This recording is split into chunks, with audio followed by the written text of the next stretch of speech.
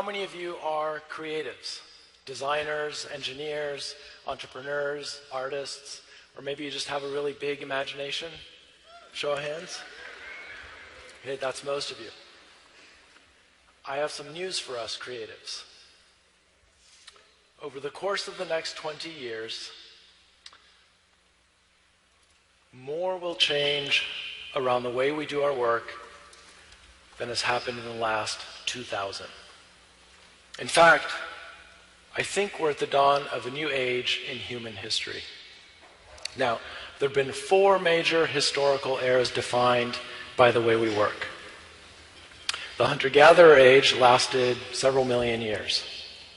And then the agricultural age lasted several thousand years.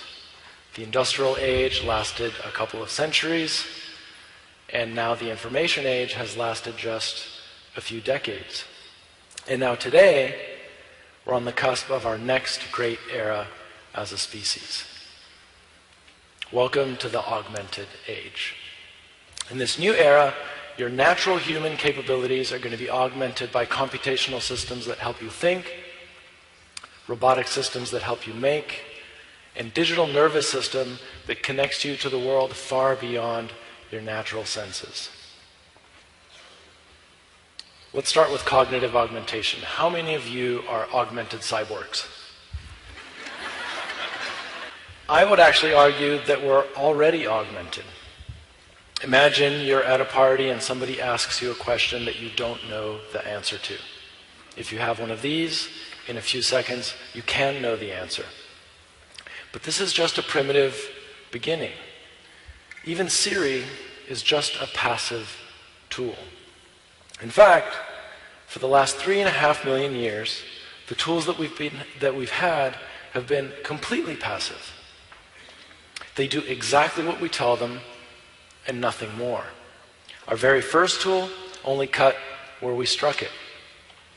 The chisel only carves where the artist points it.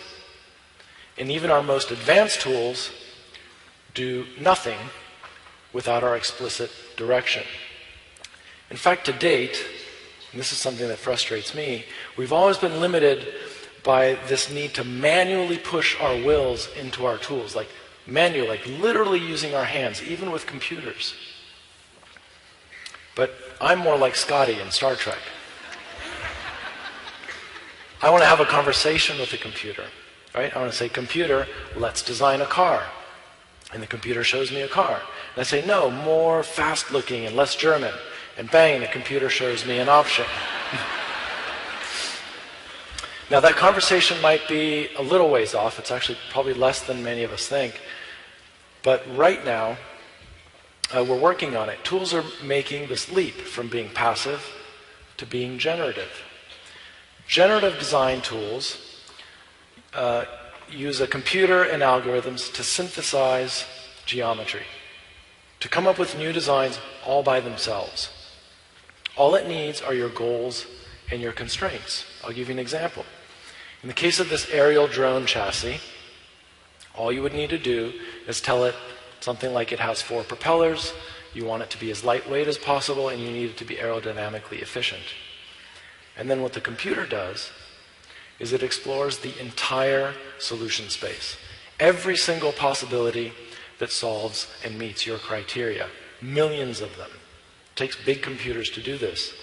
But it comes back to us with designs that we, by ourselves, never could have imagined. And the computer is coming up with this stuff all by itself. No one ever drew anything, and it started completely from scratch. And by the way, it's no accident that the drone body looks just like the pelvis of a flying squirrel.